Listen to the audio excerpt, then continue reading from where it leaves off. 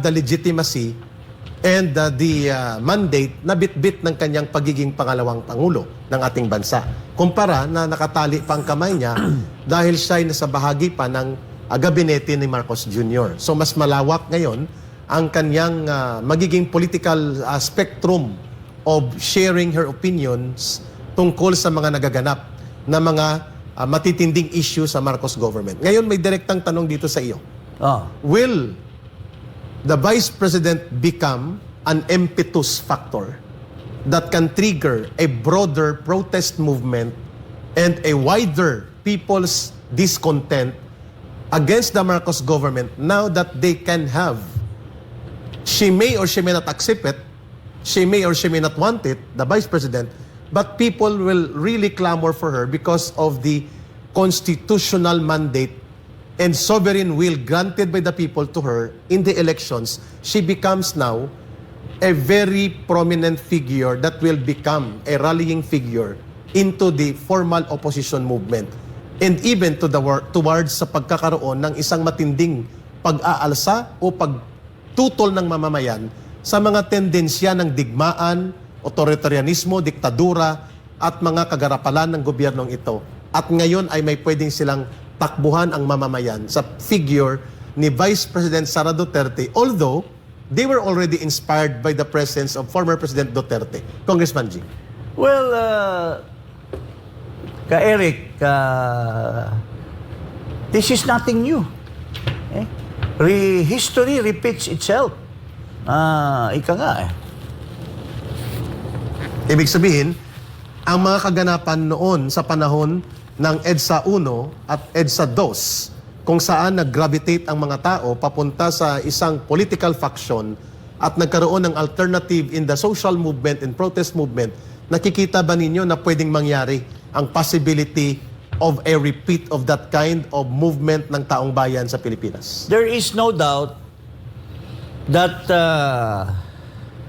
the resignation of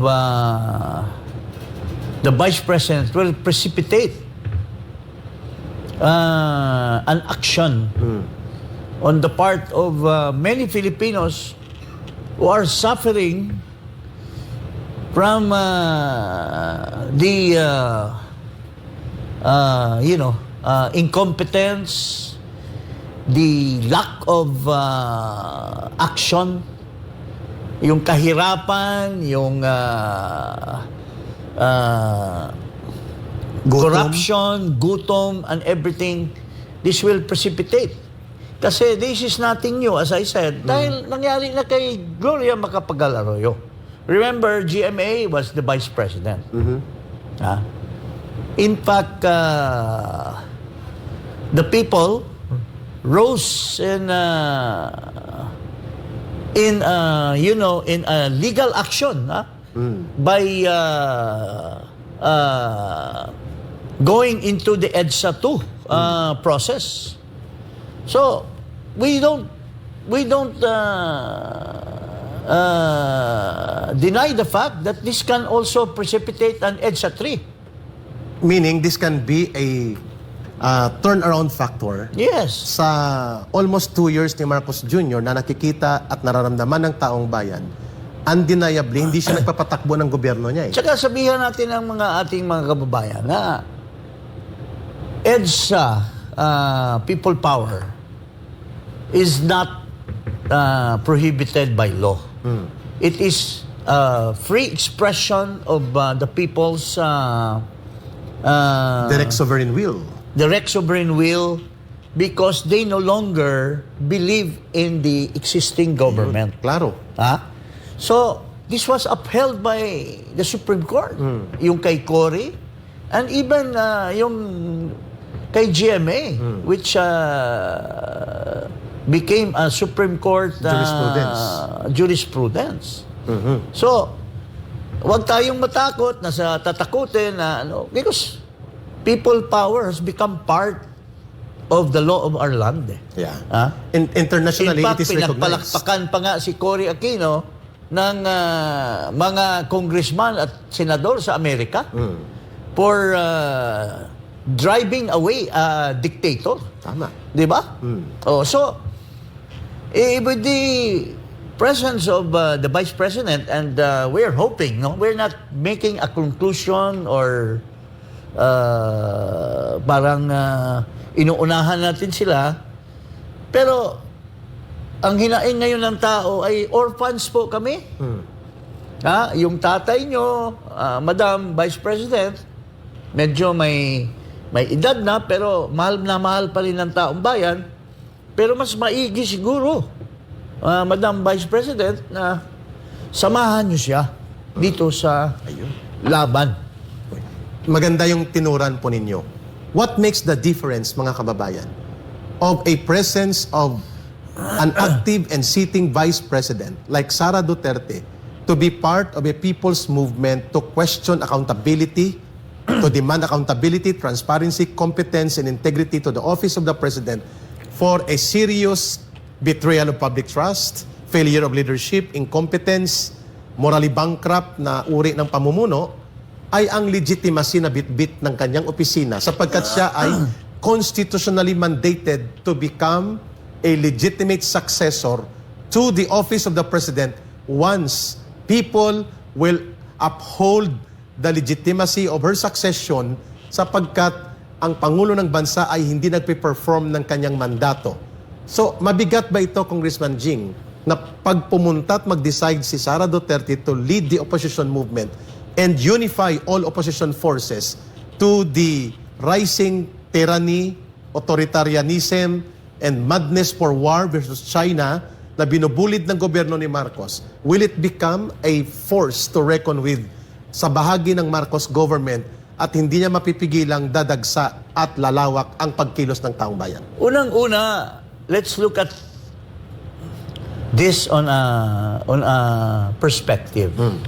Unang-una, si Sara, bago nag-eleksyon, number 1 na siya sa survey. Front runner. Pero she was a reluctant candidate. People took advantage of her vulnerability kasi, well, I don't want to let go of the reasons why she decided to run for Vice President. But PRRD shared that reason to me, but that's neither here nor there at the moment. Yes. Anyway, the history has happened na siya talaga ang number 1 sa survey. Sumakay na lamang si Marcos after making some maneuver na na-convince nila si Inday Sara to become Vice President. But regardless of that, napakita pa rin niya na mas lamang na lamang siya kay Marcos. Tama. So there is really a continuing mandate. Kung sakali man na she will take the leadership of the opposition, it's not hard for people to flock to her. Kasi unang-una, sa survey pa lang, hindi naman nagsasinungaling yung SWS, hindi naman nagsisinungaling itong Pulse Asia, siya ang nangunguna eh.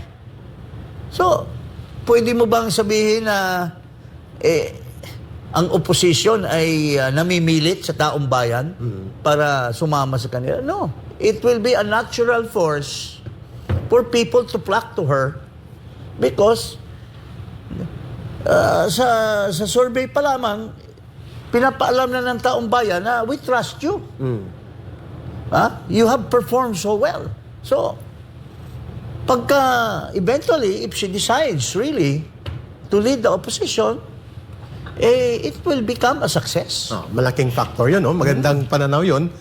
May isa kaming gustong itanong sa'yo dito sa Pilipinas nating mahal. Kanina pa to tumatakbo before natin balikan. Yes. Yung impact and the affirmative contribution of Sara Duterte in the opposition movement of political forces that will, sabi mo, consolidate and mag-gravitate ang tao at ang malawak na sektor ng mamamayan sa kanya dahil